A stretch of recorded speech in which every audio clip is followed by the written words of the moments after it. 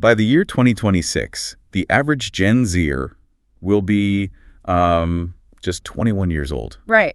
Barely out of college, really. Exactly. Yet, I mean, if you listen to the older generations right now, you will hear this very loud, like very persistent complaint that these kids are highly irresponsible because they aren't married and settled down at 40. Which is, mathematically hilarious. It really is. Yeah. Think about that math for a second.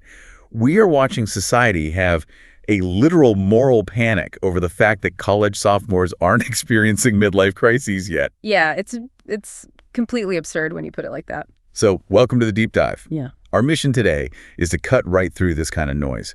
We want to completely dismantle the massive generalizations surrounding Generation Z and, look at the actual reality of being young today. And we have a fantastic roadmap for this. It's this culturally rich, really razor-sharp essay by Jagannath Gode. Yeah, it's so good. It is. It essentially takes a sledgehammer to these generational stereotypes. But more importantly, it uncovers some really profound, unchanging truths about human nature. Right.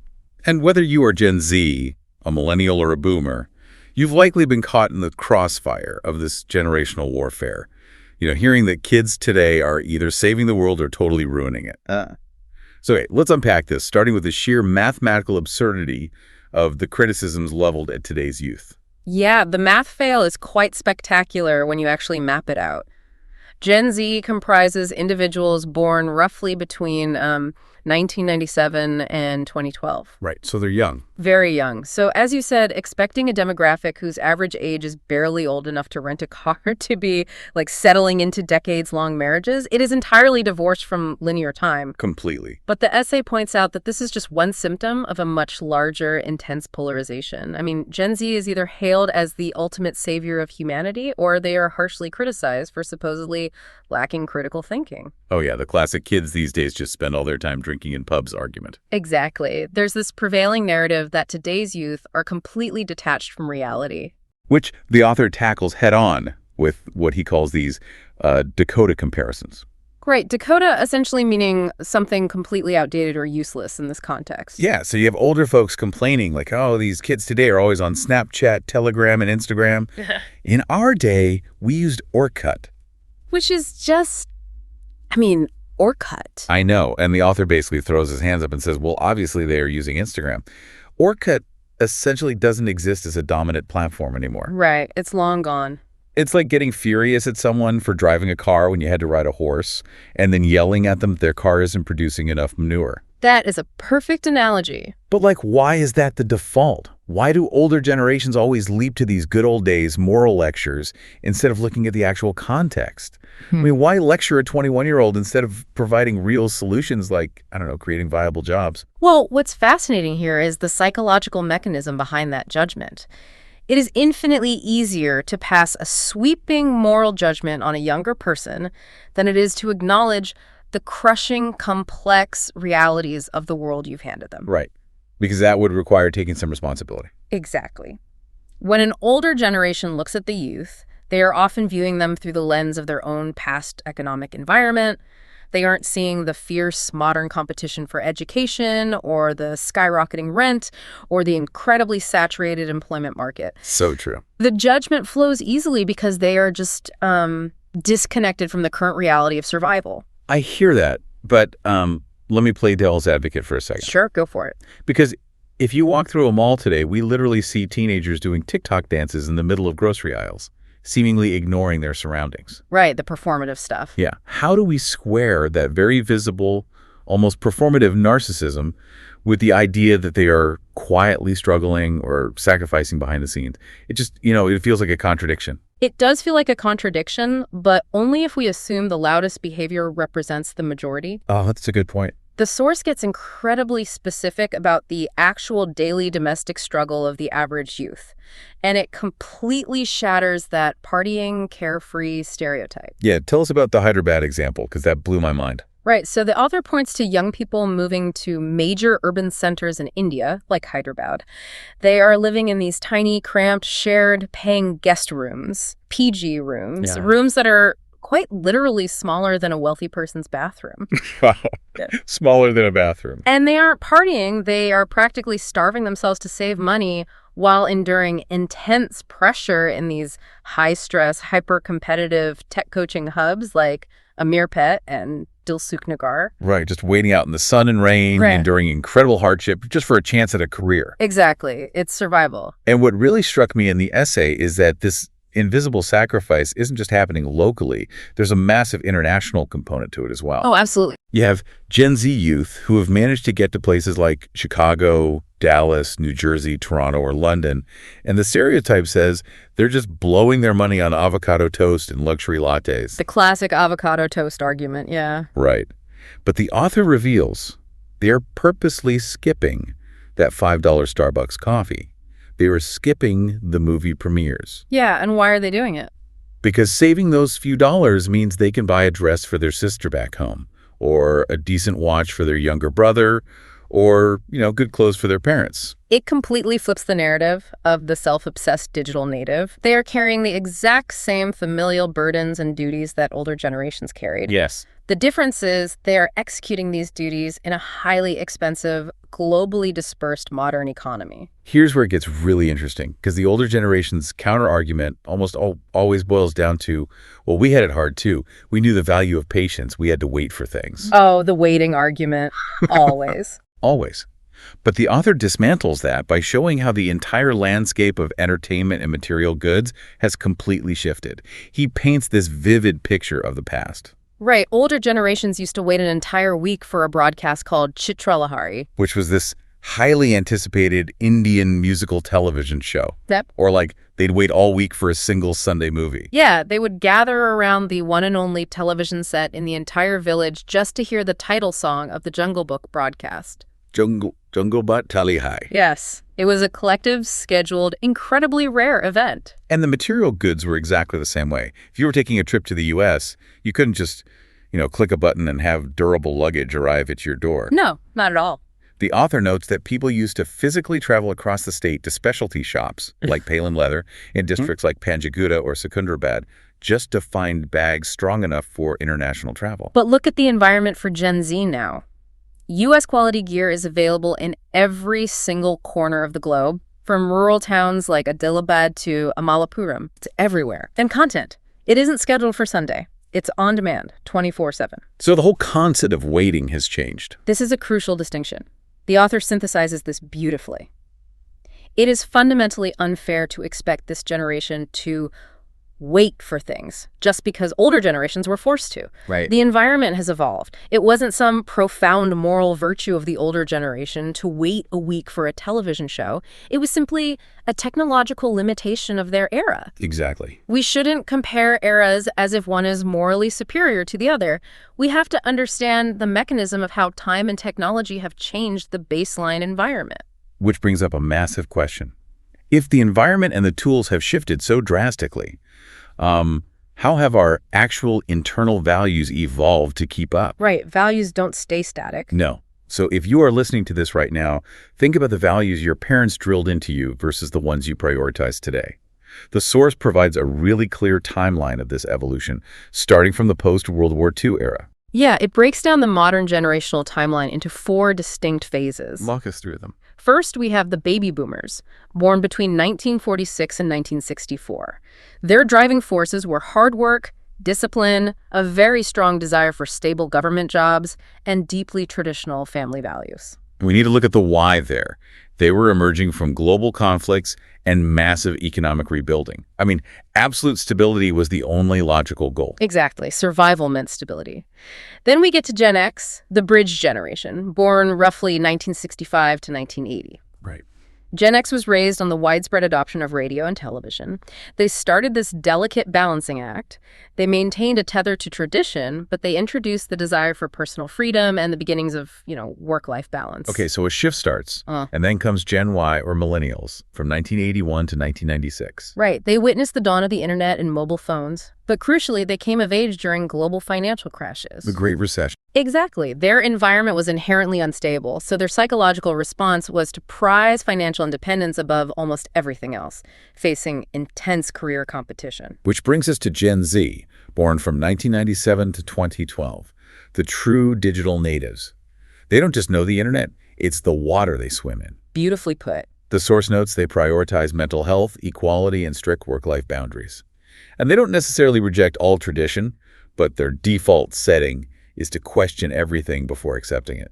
It reminds me of upgrading a smartphone's operating system. Let's follow that metaphor. How does the OS upgrade apply to these generations? Well, every generation is essentially a new OS trying to patch the bugs of the previous one. Okay, I like this. So the boomers had a bug of rigid corporate loyalty that often led to exploitation. So the millennials patched that, but in their hustle for financial independence, they developed a massive burnout bug. Oh, for sure. Now, Gen Z comes along, and they are patching that burnout bug by prioritizing strict mental health boundaries. But here's the thing about software. Every time you patch an old bug, you accidentally code in a new, entirely unforeseen glitch. Right, the law of unintended consequences. Exactly. With Gen Z's hyper-focus on absolute personal freedom and their instinct to relentlessly question every boundary, what is the new glitch? Yeah. Is there a hidden danger in discarding too much structure? If we connect this to the bigger picture, that is precisely the philosophical danger the author explores. And he does it through a brilliant literary connection, referencing a famous Telugu novel called Maidanam by the author Chalam. I'm so glad we are digging into this because this part of the essay is intense. Yeah. Walk us through the protagonist, Rajeshwari. So Rajeshwari is a woman from a traditional family married to a decent lawyer. She has structure, she has security, but she deeply desires pure, untethered freedom. She just wants out. Right. She wants a life with zero societal constraints. So she leaves her husband to pursue this ultimate freedom and love with another man named Amir. But the novel explores the mechanism of untethered freedom. Pure freedom without the stabilizing force of responsibility or structure ultimately leads to absolute chaos. And the consequences in the book are brutal. It completely spirals out of control. Yes. Another man, Meera, ends up dying. Then Amir dies. And Rajeshwari, who just wanted to be free, she ends up in jail. Her life completely ruined.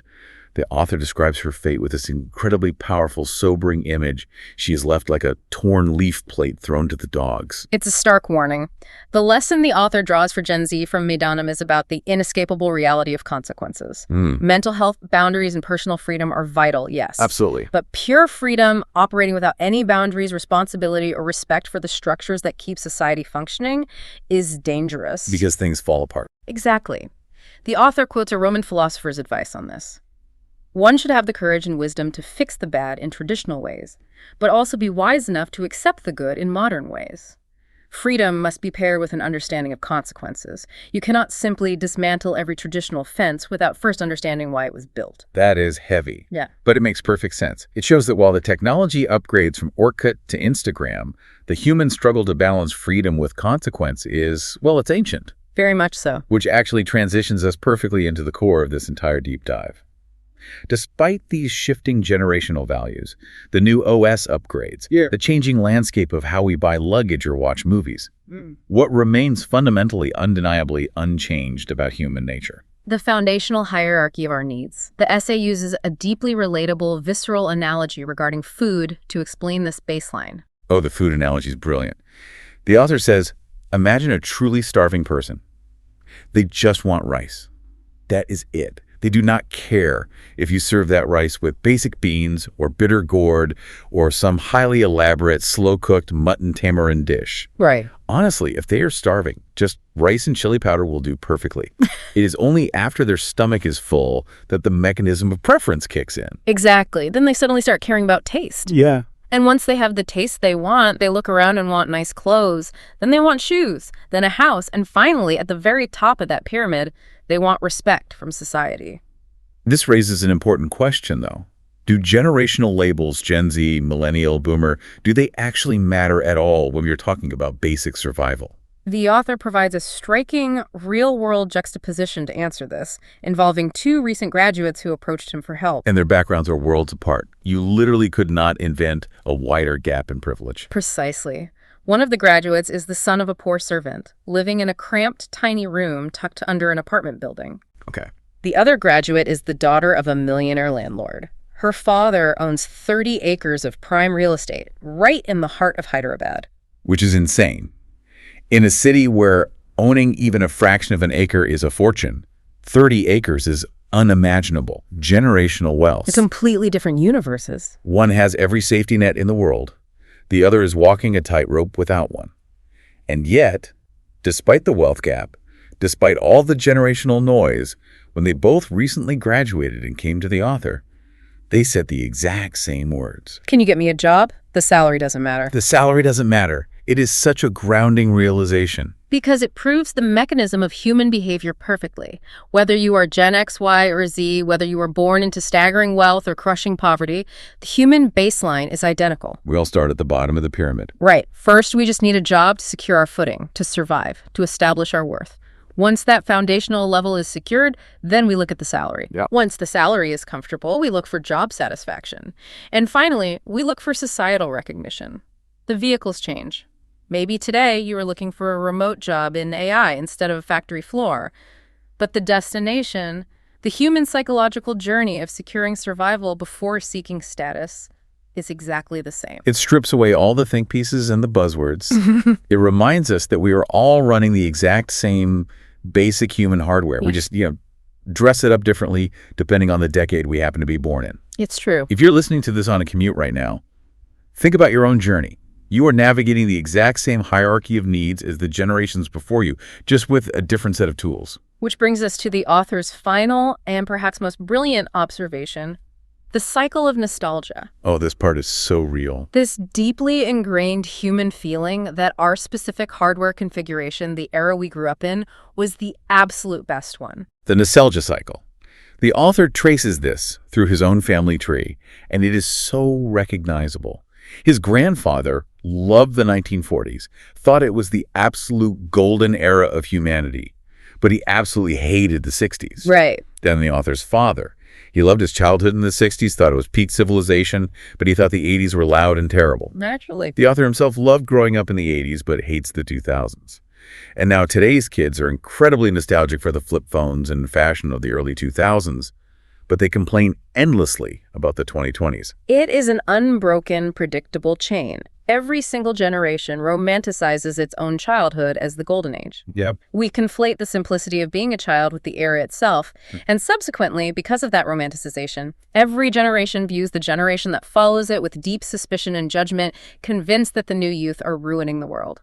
So speaking directly to you listening to this, Yeah. what is the real takeaway from all of this? Well, don't let it get to you. Exactly. Do not let the generational noise overwhelm you. Whether you are currently being called a lazy Gen Zer or an out-of-touch boomer, realize that you are just participating in a cycle that has been spinning since the dawn of time.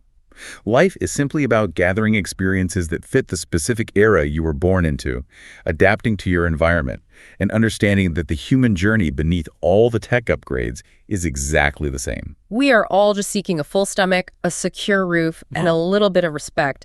It does not matter whether we use Orkut, Instagram, or whatever platform is invented tomorrow, the core remains.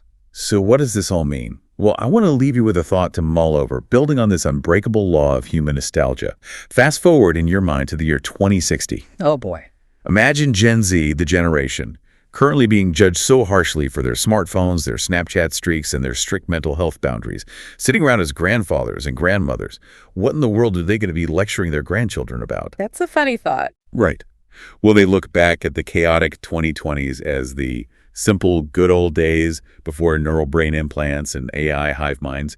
Will they complain that kids in 2060 just don't know the value of doing a hard day's work by doom scrolling for 8 straight hours with their actual physical thumbs? It is highly likely. The technology and the tools will change, but the complaints from the porch will remain exactly the same. Keep questioning the world around you. Keep looking past the stereotypes. And remember, the next time you feel the urge to complain about the youth and their weird new habits, you might just be echoing your grandfather complaining about the 1960s. Thanks for joining us on this deep dive.